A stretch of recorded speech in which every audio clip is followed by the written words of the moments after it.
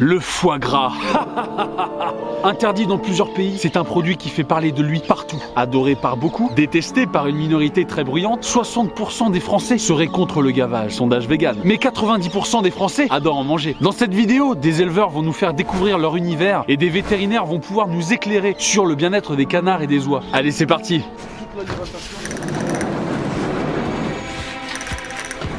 Ils sont tout le temps en plein air. Tout le temps en plein air. J'ai 16 000 animaux sur la ferme, c'est le maximum que je peux avoir. Après on a mis plein de choses en place, on a replanté des arbres, on essaye d'avoir un environnement quand même agréable pour l'animal, mais pour nous aussi ça fait quand même plaisir de travailler dans un environnement où on est bien aussi. Oui, c'est clair. On peut peut-être s'approcher un peu ou pas? Ouais.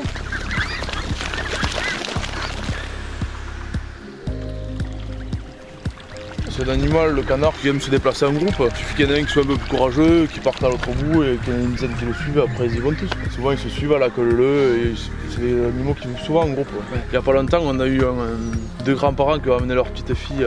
Il y avait des reportages un peu chocs montés par des associations. Les filles ne voulaient plus manger de viande et en leur montrant comment on a travaillé, à la fin du séjour, elles mangeaient du magret. Donc au final, les gens, il faut simplement communiquer avec eux et... Tout à fait. Je pense qu'on voit bien que les canards sont heureux et on aime montrer ce qu'on fait et comment on travaille. On exploite quelque chose de naturel et qui leur est propre. C'est pour ça qu'on ne gave que les canards et que les oies.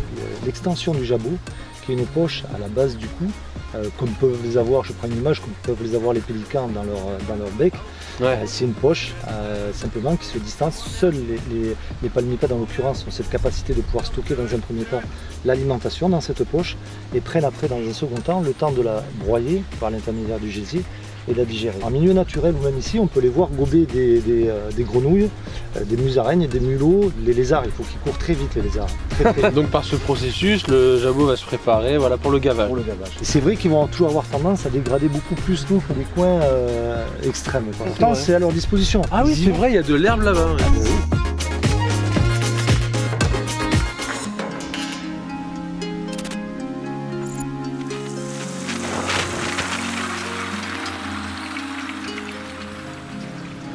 Gaver ça dure 12 jours à l'intérieur, tandis que l'élevage c'est 14 semaines, mais à l'extérieur. Il y a plus de main d'œuvre pendant 12 jours pour le gavage que pour... c'est assez physique le gavage. C'est physique surtout le gavage traditionnel. J'ai gavé pendant 25 ans, vous voyez, j'arrive même plus à attraper les canards tellement. Ah ouais? Mais c'est des animaux fermiers qui ont un peu de l'agnac, ouais. De l'agnac, quoi. Donc ils sont un peu difficiles à attraper, mais après ça se gave très facilement. De toute façon, déjà le canard s'il souffre, il ne va pas s'engraisser. Un canard qui souffre, qui a mal à une patte, à une aile, c'est même pas la peine de le gaver. Et là on est dans la salle de gavage, ça fait 4 jours qu'ils ont commencé le gavage. Voilà. Et donc c'est l'heure. Ce canard il a du maïs, donc je vais pas le gaver. Ouais, je vais le regarder. Celui-là par contre il est vide. Voilà. Et je vais à l'autre.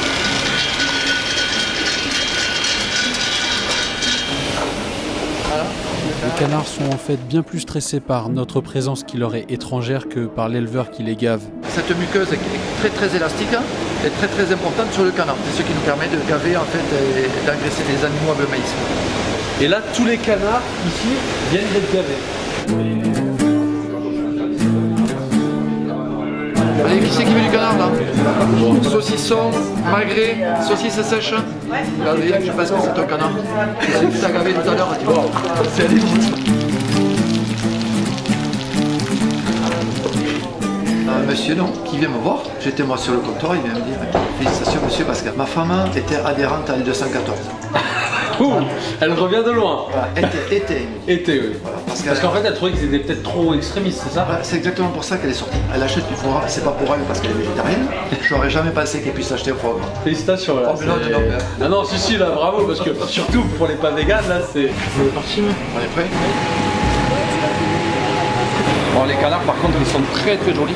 Ça on peut dire que c'est un bon foie gras. Il a la couleur un peu noisette. C'est-à-dire qu'un foie pourrait atteindre une taille énorme si vraiment on y allait à fond. Mais là éventuellement on pourrait rentrer dans des phénomènes de ce qu'on pourrait appeler de surgavage, des choses comme ça, ce qui n'est pas le but. Hein. Notre objectif c'est d'avoir des animaux en bon état, en bonne santé, qui arrivent à l'abattoir.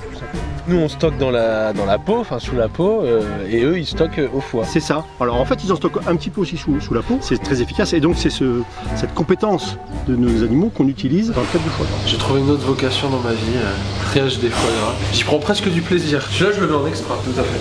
Oh là là là là là là là. Réalisé sans trucage. Hein. Quand il travaille mal, je le dis, mais quand il travaille bien, il le fout. Du coup, elle travaille bien. Très bien.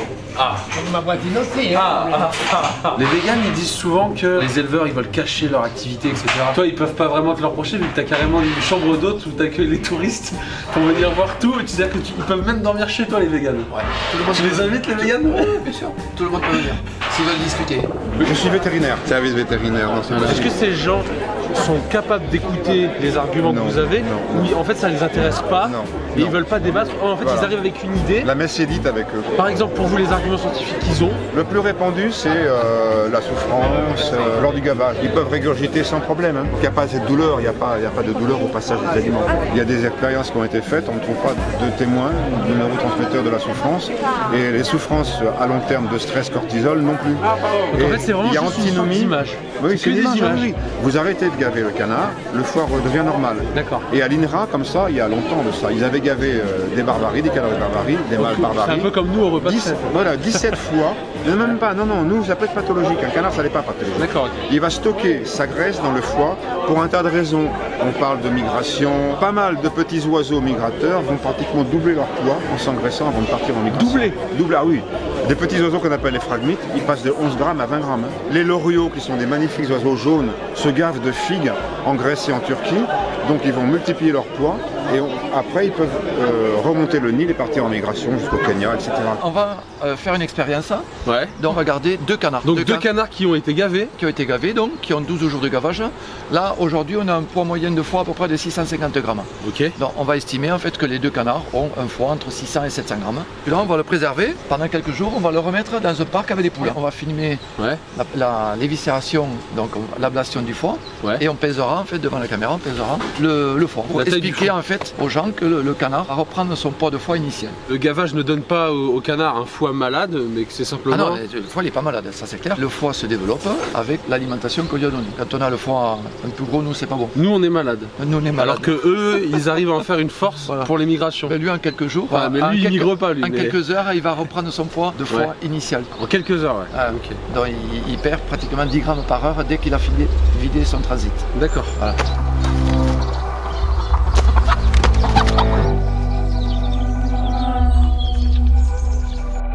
Après 5 jours, le premier canard a perdu 200 grammes sur son foie. Et le deuxième, en 9 jours, a perdu 350 grammes. Donc plus de la moitié du poids. On peut dire que c'est une expérience réussie sur la réversibilité du foie gras. Donc on remercie Bernard qui nous accueille dans son élevage. Et on profite de ce moment de lui faire déguster des bons produits. Un foie gras d'un collègue. Et puis d'autres collègues, mais un peu moins collègues quand même. Des véganes qui ont inventé un foie gras vegan. Quelque chose qui se veut comme une alternative au foie gras. On va le déguster à l'aveugle. On va voir si on reconnaît au goût et qu'on voit la différence de texture entre un produit artisanal qui est produit artisanalement à la main, on a vu comment c'est fait, et puis un produit un peu moins artisanalement préparé, voilà. Historiquement, le foie gras, comment c'est arrivé en fait? Parce que les gens pensent que c'est un produit industriel qui a été créé par l'industrie. C'est très, très ancien puisque les Égyptiens déjà, on trouve ça dans les pyramides de Saqqara, je crois, il y a des images de gavage, donc on estime 4500 ans.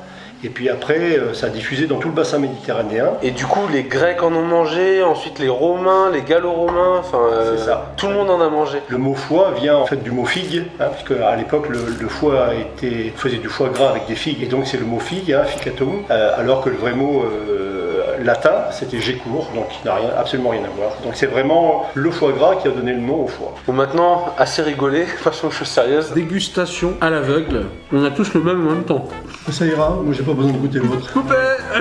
Il n'y a pas de parfum déjà, c'est pas bon. On n'est pas dans la texture, on n'est pas dans le parfum, on n'est pas dans le goût. On a tous deviné le premier. Oh bah tu peux le manger, c'est pas la question. Mais non, c'est... pourquoi t'as pas acheté du foie gras, ça n'a rien à voir. Il n'y a absolument aucune attirance pour l'humain. J'adore, mais c'est vrai que ça se sent qu'ils préfèrent être avec leurs copains qu'avec nous. On va les relâcher et on va voir s'ils restent avec nous ou s'ils partent voir leurs copains. On a obligation dans notre cahier des charges de leur mettre à disposition des surfaces importantes. Oui, bien sûr. Il y a 1/10 du bâtiment qui est occupé, quoi. Ouais, 1/10. Alors on parlait d'économie circulaire tout à l'heure. Ouais. On est bien sur des copeaux de pain, les pains qu'on voit dans le fond, derrière les champs de maïs qui alimentent nos animaux. qu'on retrouve dans la composition de notre alimentation. On est sur une économie Première vraiment... forêt d'Europe, la Voilà. plus grande quoi. C'est très difficile de défendre le foie gras. Et ça parce qu'on a tendance à nous comparer aux animaux. Si demain vous vous prenez un embuc de 50 cm dans la gorge sans mourir étouffé, vous avez sûrement trouvé une vocation. Maintenant, pour le canard, c'est quelque chose sans souffrance parce que son anatomie y est adaptée. Mais en plus, contrairement à ce que même des médecins pourraient penser par déformation professionnelle, le canard ne devient pas malade. C'est un processus de stockage énergétique naturel chez eux. C'est pourquoi on ne va pas gaver un bœuf ou un mouton. Ça n'a pas de bon sens. En France, les canards et les oies sont 100% élevés en plein air. Des études ont montré l'absence de douleur et de stress liés au gavage. On n'est pas sur un débat de bien-être animal, mais sur un débat antispéciste, vegan, si c'est bien ou non d'exploiter les animaux. Et donc, si c'est bien d'offrir des bonnes conditions d'élevage aux animaux, ou si c'est mieux de vouloir les faire disparaître parce que cela heurte notre sensibilité visuelle. Arrêtez de vous laisser manipuler par des gens qui sont contre tout. Les œufs, le miel, le lait, qui vont reprendre des images d'élevage interdits en France aujourd'hui avec une musique bien stressante. Allez plutôt vous faire votre avis directement avec les fermes qui sont ouvertes au public. Faites-vous votre propre opinion. Allez, prenez soin de vous et pour les fêtes, faites le bon choix. Mais aussi pendant un bon gueuleton, du foie gras c'est toujours bon.